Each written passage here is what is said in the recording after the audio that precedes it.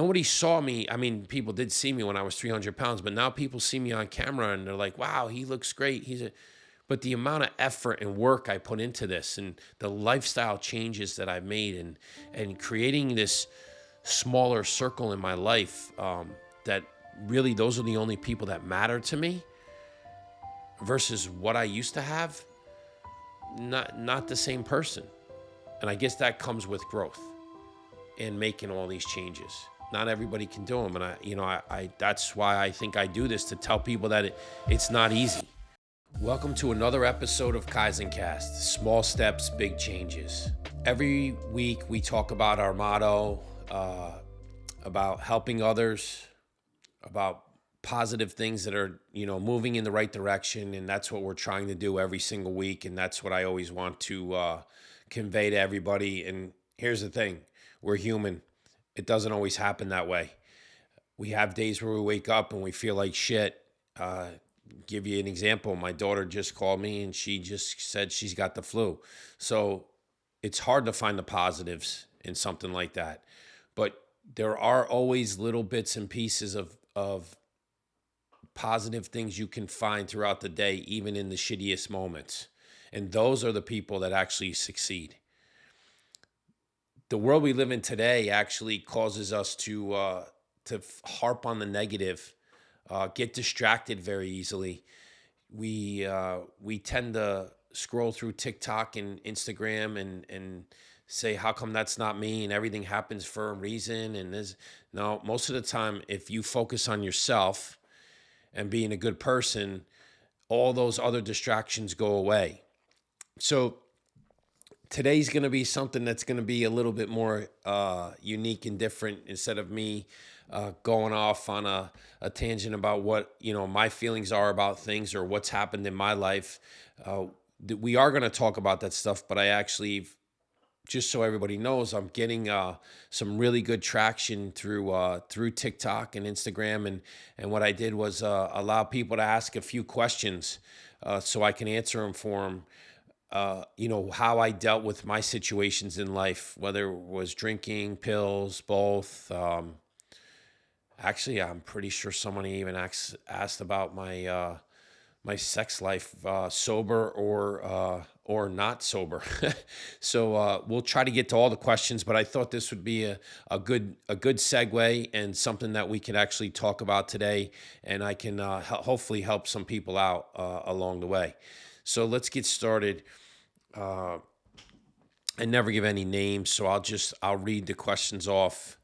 What do you do at social events when everybody else is drinking? Do you just not go? That's actually the first question. Really good question. I personally, it's funny. When I was drinking, I never missed a party. I was always at every party because I guess that's, for me, that was normal. That's what I was supposed to be doing. I was supposed to be the life of the party. I was supposed to be. Today, I don't go out that much, to be honest with you. But when we do, my wife and I do go out. We do go out alone. But like if we are going to a party, it doesn't bother me. Honestly, it doesn't bother me to a point where like I can't go to an event, or how do I handle it? Does something if I want to feel like a part of the party, instead of just drinking water, I'll get club soda with cranberry. So everybody's like, oh, he's drinking club soda and cranberry and vodka because that's what people drink. Or they drink, club soda, cranberry, and vodka, but also they put other stuff in it, whatever it may be. So I just minus the alcohol now. So for me, it's not a big deal. It's in the social part. It's funny. My wife and I were just talking about this today. My social circle's so small now versus how it used to be, that I enjoy my time at home, to be honest. And when I do go to a party, it doesn't, my wife doesn't drink either, so it makes things easier. But I don't even think if she was drinking, well, that's not true. Because I think everybody is different when they're drinking. So let me go back. Like that, actually, that thought just ran through my head. I say this to my kids too about the drinking. Please try to meet your boyfriend or girlfriend, not in a bar, not in a club, um, maybe at church, maybe it's at the gym, somewhere where you're both sober, because then that's really when you get to know the person. When people are out drinking, they're usually their personalities kind of change. So I think even mine used to change, and I'm sure not for the better. I'm sure I got louder, more obnoxious. You know, I like to control the room, so I liked probably the attention. But in today's where I am today, I think that when I do go to parties, I actually do a lot less talking and I do a lot more listening. And as the night goes on, uh, I'm watching people get more and more drunk, or lit up, and the conversations get funnier.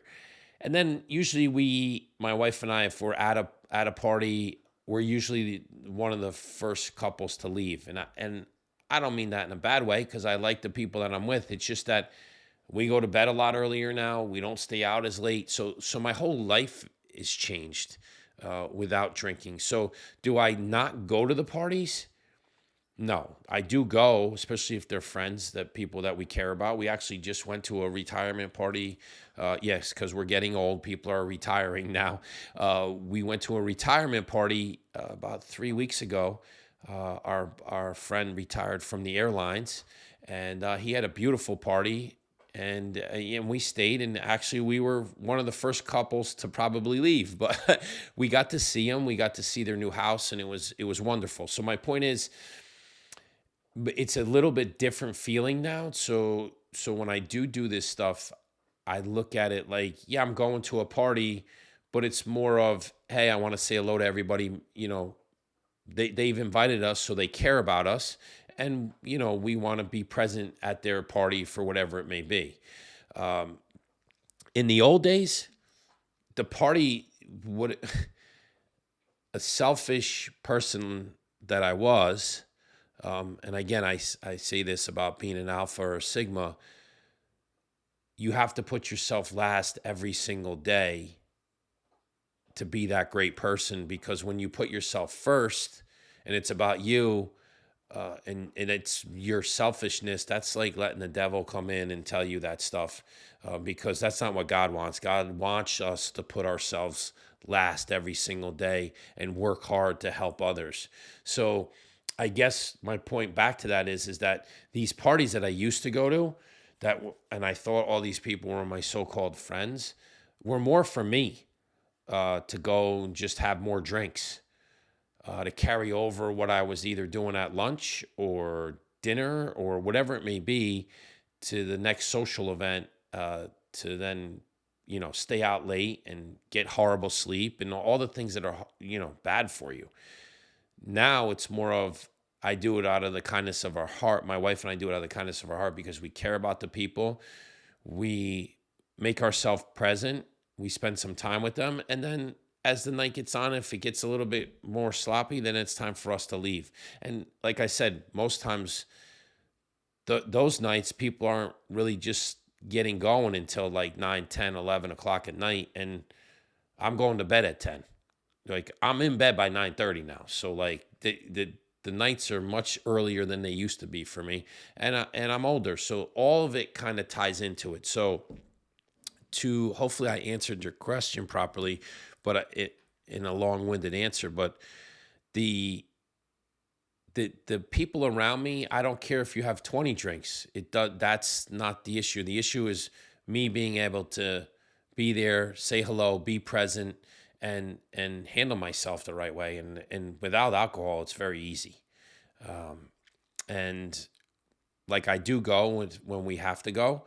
Uh, do I make a point of trying to go to parties? No. I have no issue, no desire or need to go, like, to want myself to go to one, because there's nothing really there for me to do that's gonna, outside of seeing the friends that we need to see. But No, so all that stuff, hopefully that gave you a good answer. Here's another one. How long did it take you before the thoughts of using whatever, pills, alcohol, weren't always in the forefront of your mind and thought? I got to think about that one for a second, because for me personally, I have this weird mind. When I put my mind to something and I say it's over, it's over. Like if I'm not ready to quit and I kind of hem and haw about it, it's like it's as simple as this. Like my dietitian told me that I'm chewing too much gum. It's not good for your gut. So she's like, you need to completely stop. I'm not ready to stop yet. So like I can't, when I'm not ready, that means I'm not stopping. I cut it back, but I'm not stopping yet. So in my head, like I have to be ready to do this. And for the alcohol, well, let's go to the pills, because that was the hardest thing in my life to ever stop, because it was so addicting, and it was chemically in my body. I guess like alcohol can get chemically in your body that it's almost like you need it, because if you do it every day, but the alcohol wasn't as bad as the pills. And once I once I quit the pills, again, 8 straight years, last year and a half, 30 milligram oxys, like, 6 to 10 a day, like, and again, shouldn't be here.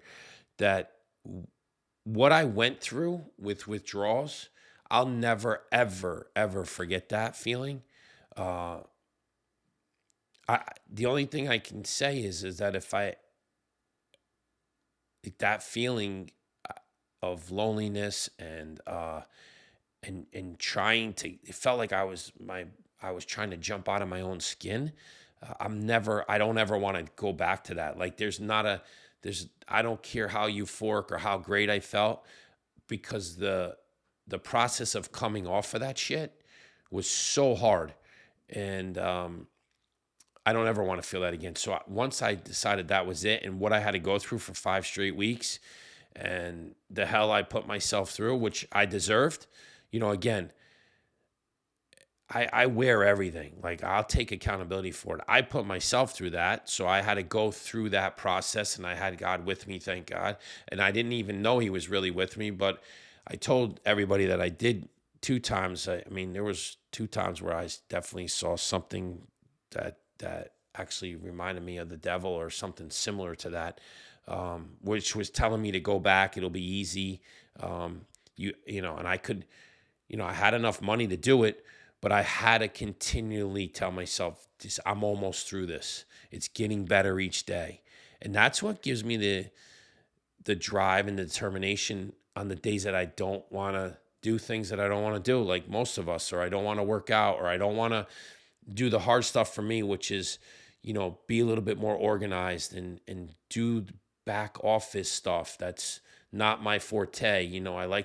I'm more macro than I am micro, but I have to learn to be better micro too, because that's how I become a better leader, a better person with everything in my life. And that's what I think about. So when I quit the pills, that was once I got done with, detox, which was hell. There was no chance. Alcohol, again, my mind is different than a lot of people. I don't think about it like, oh, like God, I didn't have a drink today.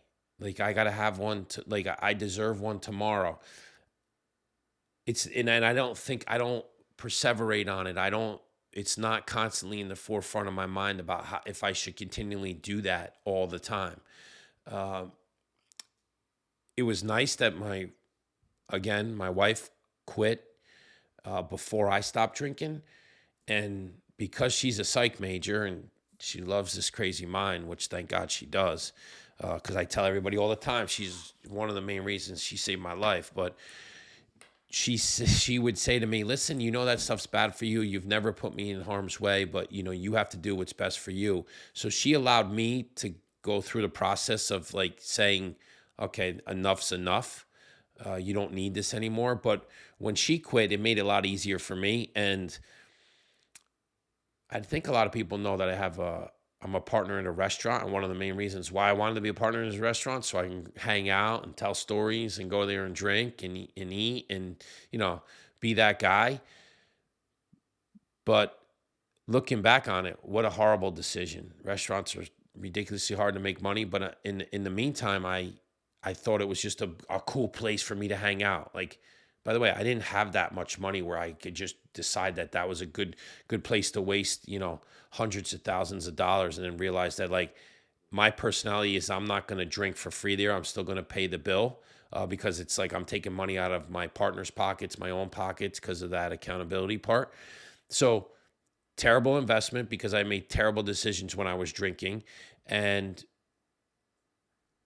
the drinking part was easy, because once I quit the pills, like, everything else is just easy. I don't have to, like, I don't care if we go out and personally, my wife and I can go sit. We prefer to sit at the bar because we talk to the bartenders, and we like to sit next to each other versus across from each other.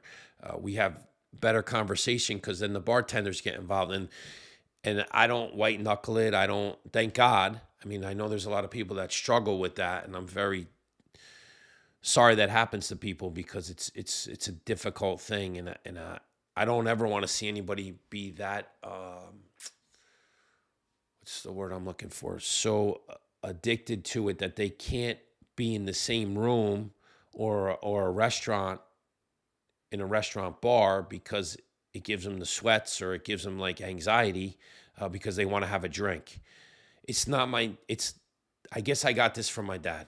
And that's what I can tell you, because my mom tells me all the time, God rest my dad's soul, that he was the greatest man on this earth. But he had that mind where when he was going to quit cigarettes, he quit them, threw them in the trash, and then he was a bear, my mom said, for like, a month, but turned to lollipops and sucked on lollipops, and then once that happened, never picked up a cigarette again, and, like, shut it down. That's it. Like, I have that mind, and I'm blessed with that, thank God, because if I didn't, I would be in and out of rehab. I would be a completely different person.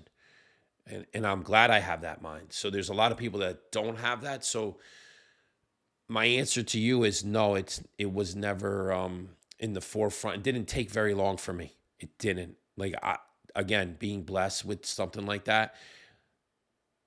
It's funny that that question did come up, because very, very, very rarely, and I'm going on 5 years of no drinking. March be the end of March, with no. March 7th is the last day I had vodka, and then I actually did drink red wine for like a month or two after that. But I say March 7th because I was a big vodka drinker. So, and that was 2020, in the height of drinking, when everybody's drinking went through the roof.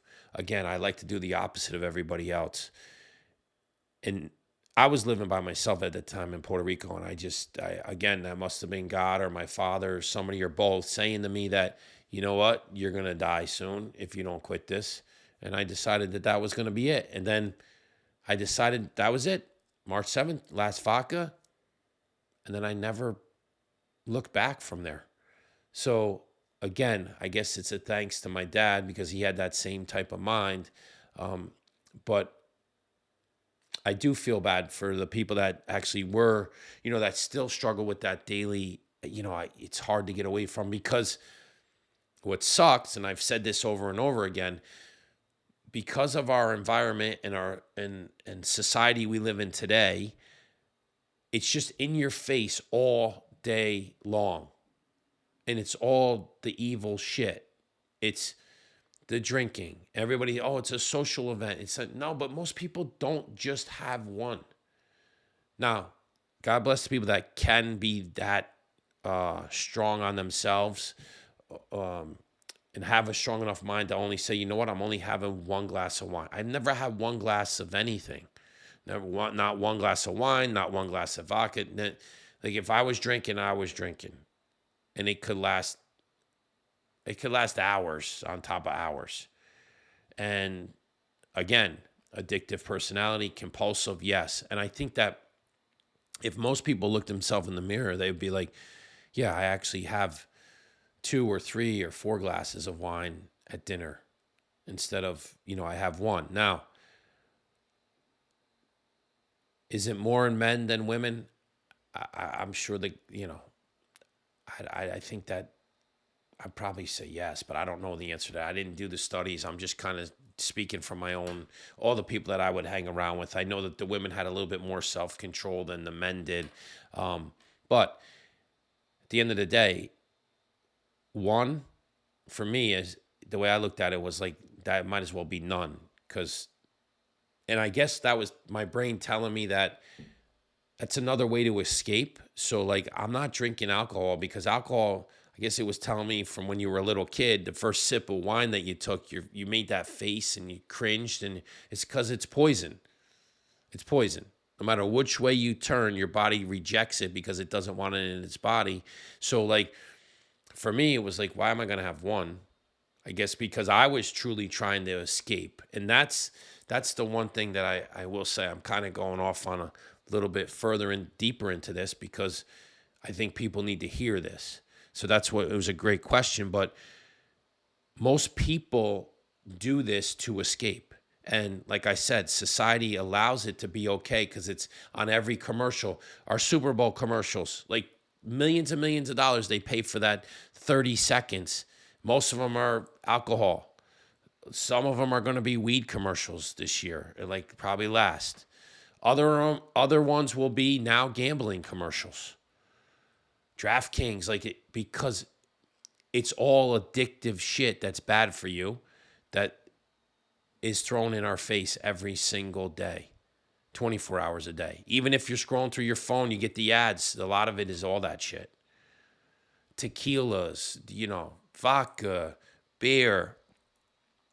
You see it all the time. So I feel bad for the people that actually don't have the ability to shut it off and realize that they do have an issue with it. It's an issue with self-control, but it's really honestly an issue that's way deeper than self-control. It's something that is eating you up inside, that puts you in a place that you try to escape from, but then guess what? You're back in the same place the next day, just with a hangover. And that's the other thing that I guess God blessed me and cursed me with. I didn't really get hangovers.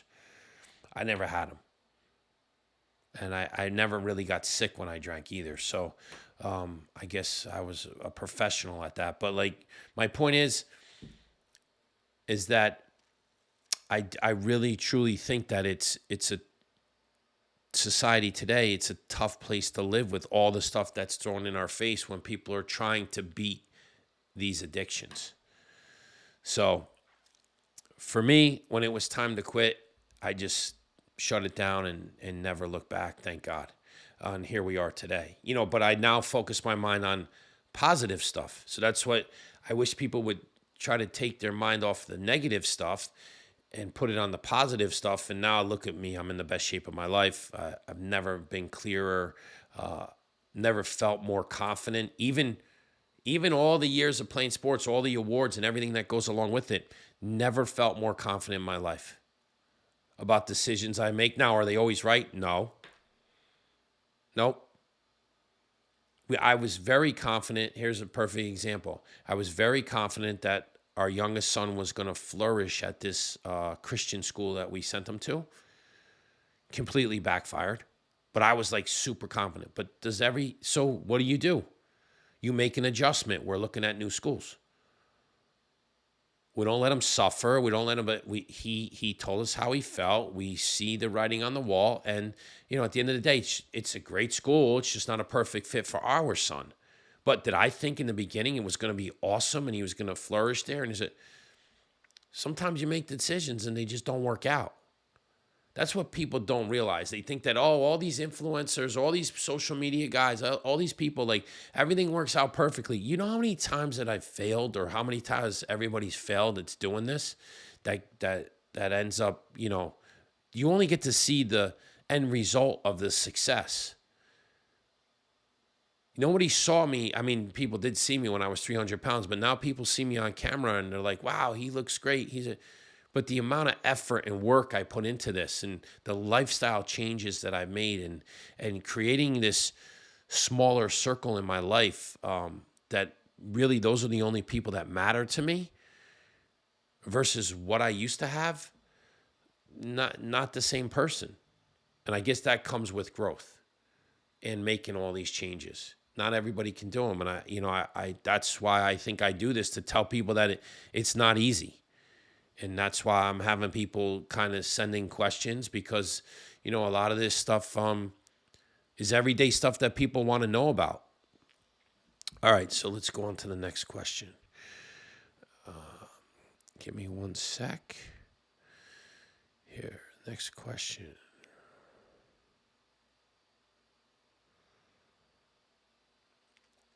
What tools do you use when life gets tough and stressful?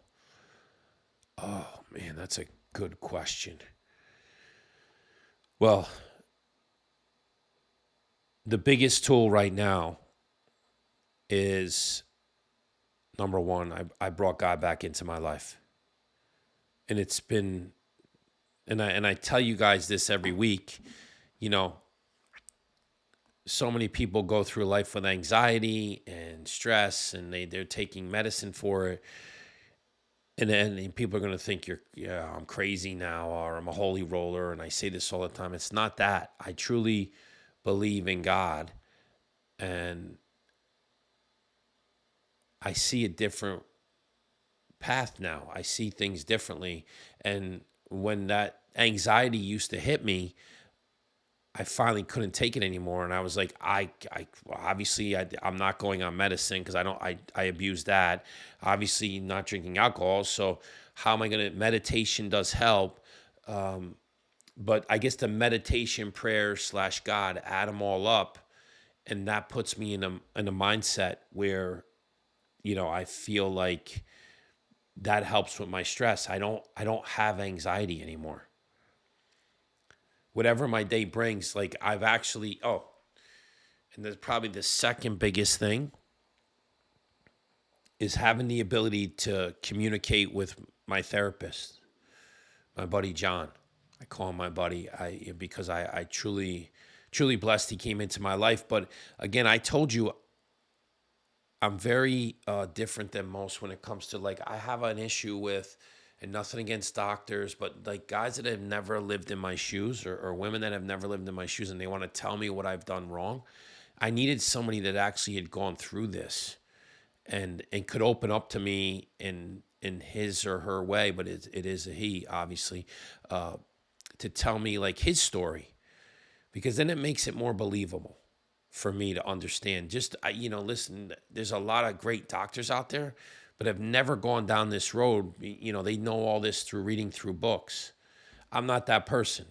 I need hard facts. I need not hard facts from a book. I need him that he lived what I lived in. And again, the shit I put myself through. Again, what I put me through. I did it myself. Again, accountability. Most people don't have. Rather point the finger. I know I did it wrong, but I fixed it, and I'm fixing it. So God first, my therapist, and my wife and my kids that are around me. Like, truthfully, that's how I get through the stress part of life, or thinking about that kind of stuff. So, and do I have bad days? Absolutely. I'm human. I just talked to my therapist about that yesterday. We were just talking about it, because I said, I love the new tea where it's very chill, zen. I love that. I don't like snapping anymore. I'm a very, or I was a very quick trigger. I'll get in your face and tell you to fuck off, and hopefully that turns into a fight, because that's what I always was rooting for.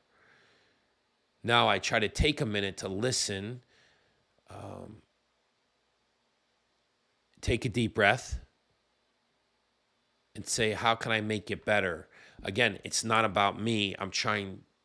It is internally, but it's about me becoming a better person so I can help others, right? That's what I always try to do. But do I do it all the time? No, because I'll snap at my kids sometimes, and I'm like, damn it. Then afterwards, or I'll I'll do it to my wife because something else has set me off, and it's just like, why the fuck did I do that?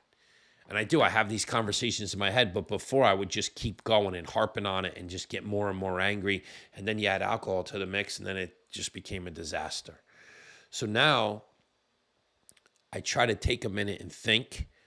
So you got think, you got God, you got meditation, and again, a lot of times it takes a minute to take yourself out of that stressful situation and put yourself in a position to feel better. And then you got to remember that I have all over my office and my studio here, and I wear the bracelet, "This too shall pass," from my dad, and my kids have it tattooed on their body. And because everything does pass, good and bad. We can't be in a euphoric state every single day because that's not reality. And we can't live in shit every single day because that's not reality. Now, if you put yourself in that shitty situation every day, that's shame on you.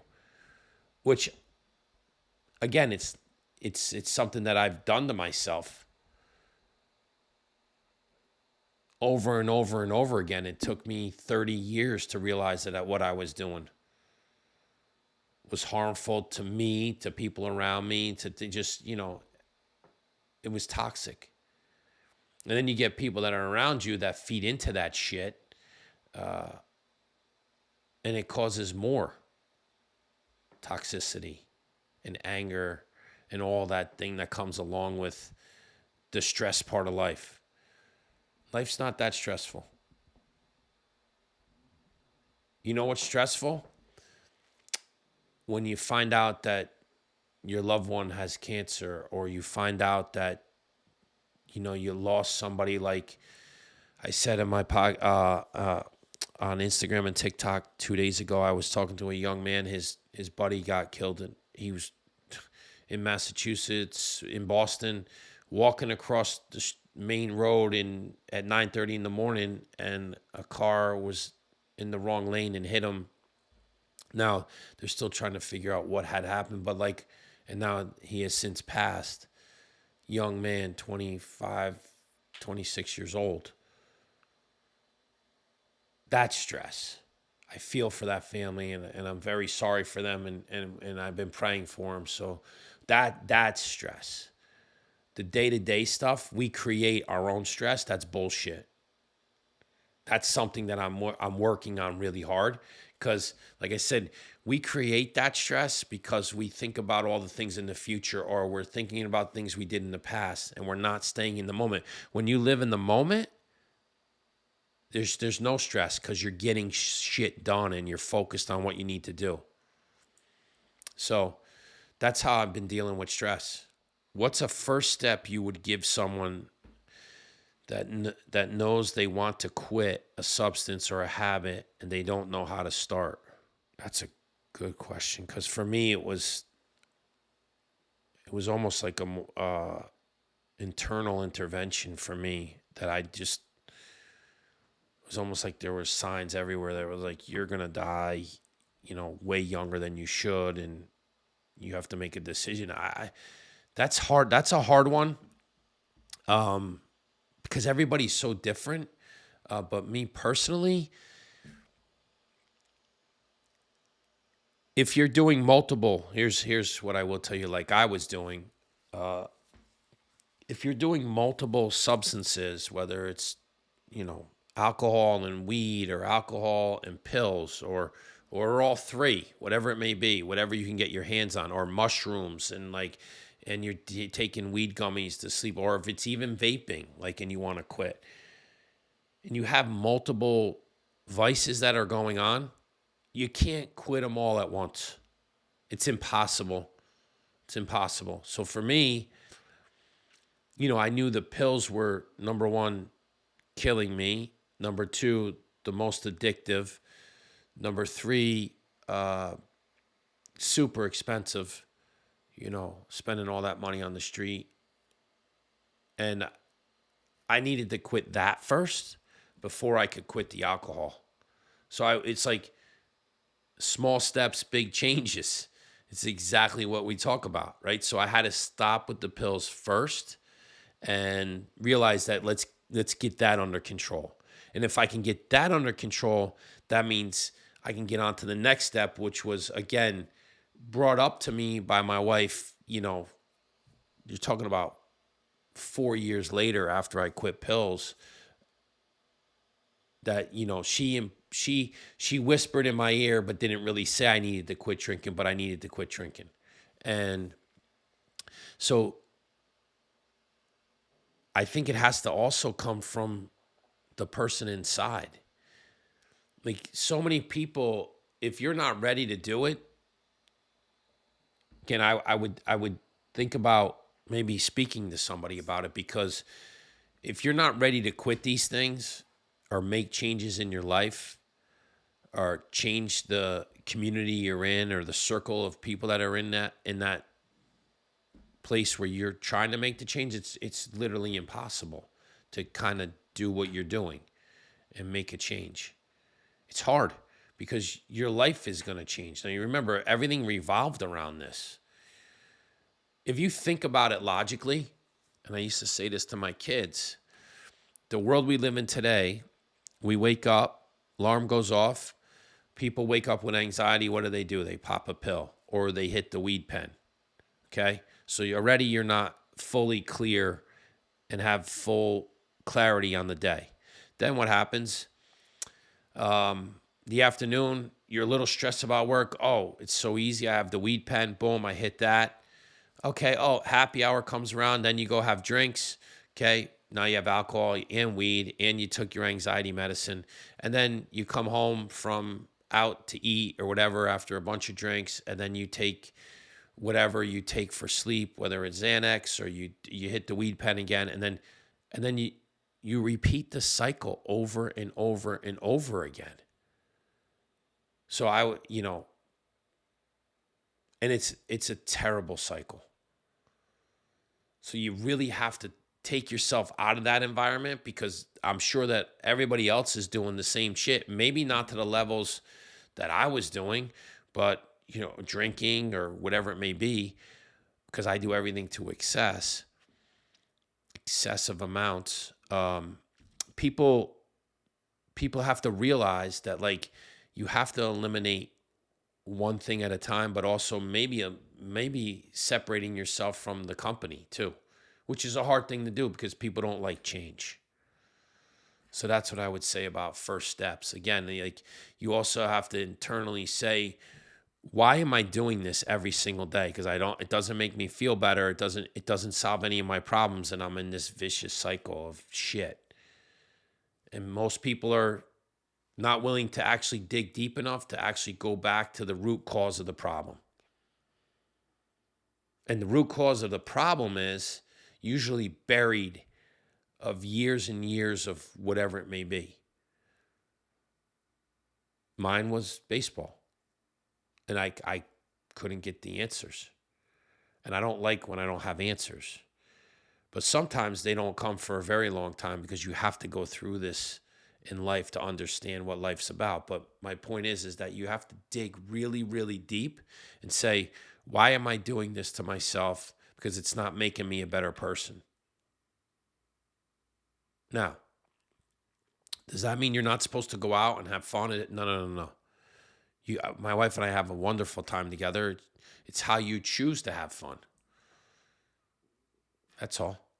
So the first step would be, I would say, again, because I think that people are in today's society are using multiple vices, multiple tools to kind of escape. I would get rid of one at a time and beat that one first and make it a game. Like, most people got to challenge themselves. Like, it's dry January. So why not make it dry January, February? You get into February and say, you know what, I'm going to make it March. And then before you know it, you're on to 8, 9, 10, 11, 12 months. Now, I'm not saying you have to do it, but why do you have to say, oh, just 1 month, and then the other 11 months you get to go bananas? Why is that? Or you get to do it in moderation. Why not try to be better than everybody else and do it for the whole year? test yourself. Like, I don't like losing. That's one of the things I don't like to do, even if it's with myself. And here's the thing, what I said on previous podcasts, not to get too far off of that question, but I need to prove to me that I can do it, not to everybody else, not the haters. So prove it to yourself, because internally it feels amazing, because you're on a different path now than most. Or it doesn't even have to be alcohol. It could be everybody wants to lose weight in January because you just went through, October, Halloween. Then there's Halloween parties. Then you went to November, it's Thanksgiving, and then December was Christmas. And then January into New Year's, into January 1st is another party. I mean, that's 4 months of partying right there. That's within, yeah, it's incredible. So you're taking a quarter of the year right there that you're going to have parties and gain weight and do all this stuff and try to do things. Even if you do it in moderation, it's still going to happen because it's one party after another. And why do we do it? And then everybody wants to know why we get sick. Well, weather changes, all that stuff. But you're also eating like shit. You're staying up later. I remember. Always right around the New Year's time is always like when I always started to feel like a little run down. And that's why everybody goes dry January. So I would just try to eliminate the first steps of doing anything is take whatever you're doing to try to do, just eliminate the first thing and try to stop that one first and then try the second one. And then once you get your mind wrapped around it and your head is clear, I'm telling you, it's life-changing. All right. What is the main benefit or perk you feel that you get out of being sober? Oh, it's life-changing. For me, like I tell you all the time, the clarity that I have now, the sleep that I get. I never, I told everybody earlier on, episodes that, I would work off of 3 or 4 hours of sleep. And was I really sleeping? Because most of the time I had so many drinks in me, there's no REM sleep there. So I wasn't sleeping at all and being able to function, but not function without taking pills. It's a whole different world of being sober. I see things differently. My temper is different. Like I think all of everything that it could possibly do from the positive side, it's doing. It's brought God back into my life being sober.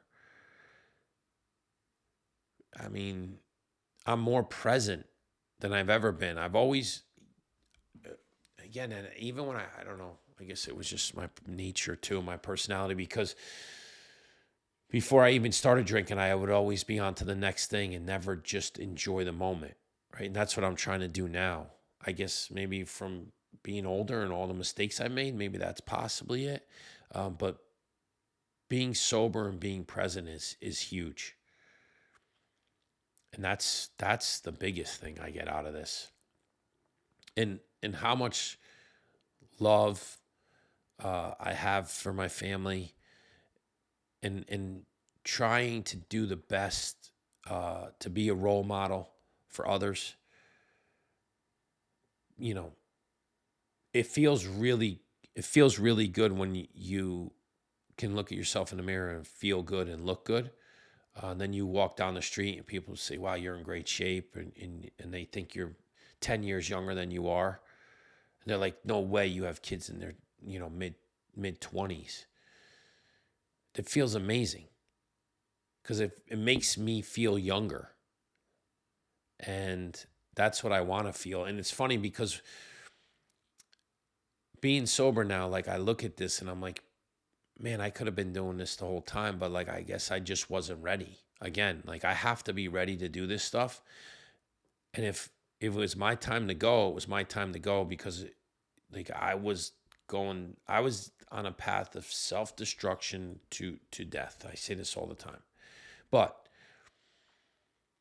for whatever reason, and the big guy upstairs and probably my pops, because I had too much more to do here on this earth and not just go out like, oh,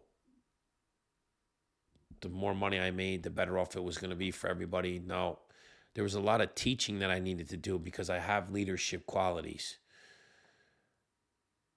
And I love helping the young guys and girls. I mean, not that I don't love helping people my age or even older. I love talking to older people, getting their perspective on life and like all that stuff. I just, being in the sports world as long as I have and being an athlete and trying to win and compete every single day, it makes me feel like I connect to those people a lot because I remember the pressures. And back then I didn't think it was pressure. I just thought it was part of life. But I couldn't relax myself to take a minute and enjoy all the stuff that I did. So, and the last most important thing is that now that I'm sober, I remember a lot more. I don't remember and again, I don't know if this was self-inflicted or I did it like whatever, because I don't remember my past that great. Now, maybe it's self-trauma that I put myself through, or the drugs or the alcohol, or a combination of everything. But like, I was just saying this to my buddy. He brought up some stuff about, playing in the Big East and playing in college. And like a lot of times I don't remember that stuff. And I don't know if I blocked it out just because of the one thing that didn't happen in my life, which is kind of crazy because I really like to know that. Like, I wonder if somebody has some insight to that. But like, I literally blocked out a lot of my sports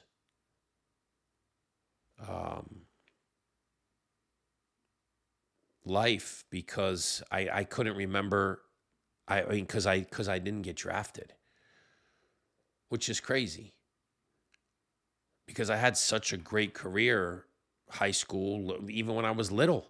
Championship, I don't remember. I forget about Little League and all that other stuff. No way. And I know my buddies, like I have buddies that are down here that still talk about their high school days, and I barely remember any of it. And I think it was done on purpose for me to like block out everything that I did so well that I only focused on the one negative thing that happened in my life, which wasn't getting drafted. And instead of accepting it, I let it eat away at me. Well, today, being sober, I don't let anything eat away at me. I just wear it, accept it, and find a solution for it. That's all you can do. Today's world, that's all you can do. But we don't do that. The biggest thing, too, is accountability. I say it every single podcast. The lack of accountability, which I think is going to change because, again, not one president or one person can do it, but I think if it's around people making a difference and making a change and sticking by their word, that's accountability. We lost a lot of that. It's just terrible. But anyways, let me get back onto the track with the questions. So yeah, this is the last question and probably the question everybody's been waiting for. Somebody called in and said, is sex better drunk or sober? I was like, wow, that's pretty funny. Yeah, it's not even a question because you sober, 100%. You're in the moment, and that's why I bring this up because, or the question was brought up to me because it's like, I think a lot of people, what I'm sure most men, and again, it's not every man because it's never every person, but most men, they go out at night, and if they're single, they're going out to have fun, but they're also looking for somebody to come home with. But then that's not meeting someone to build a relationship with. That's just going out and trying to have sex. Now, sober sex versus the other being drunk sex it's not even close, especially if you love the person. So, yeah, I would 100% vote sober. And that's why I say this to my kids, and I say it to young adults that try to find your significant other, partner, girlfriend, boyfriend, however everybody says it today, in a place where you are sober. Because it shouldn't be the first thing in line of what you want to do. And it's a lot easier said than done now. I'm in my 50s, but like when you're 19, it's, your testosterone's running through the roof. You a lot of shit going on in your head, and it's like, all right, so you shouldn't base it off of a sexual feeling, as more as, meeting the person. Do you have a connection? And that's why I say meet your significant other in a gym, in church. Maybe it's in the grocery store. Maybe it's in Whole Foods. I don't know if any 19-year-olds are shopping in Whole Foods, but my point is that instead of meeting in a club atmosphere or a bar, being 21, obviously, but there's a lot of places that let you in at a much younger age when you're in college or university, that, you're making bad decisions at that point. No good decisions come. My college coach used to say that no good decision comes after midnight. And I hate to say he's right. Because usually by that point, you've had a lot to drink and you're going to make horrible decisions. And I say this today. I go, when you've been drinking, how many really great decisions have you made? And then weigh how many horrible decisions you've made. It's probably 100 to 1. So I appreciate that question. I like to answer all the questions. And I will say this. We are making traction and on social media. So I'm thankful for everybody that does listen and does pass my word on. There's so many people that I'll text or, DM and say, thank you so much. And they're like, you have to keep doing this. You're making an impact. Keep going. And that's what I'm really trying to do. At some point, I don't know where this goes, but I like where it's going, and we're doing it organically. And it's thanks to people like you that listen every week and keep passing on the word. And I'm truly blessed. And that's why I'm here today. So I just want to say thank you one more time, and continue to please pass on the word and keep following. And like I said, each week, try to get a little bit better. Each day, find the small W's. And I appreciate all my followers who sent in the questions. Sorry, there was a bunch more, but we couldn't get to, but we'll definitely do it another week.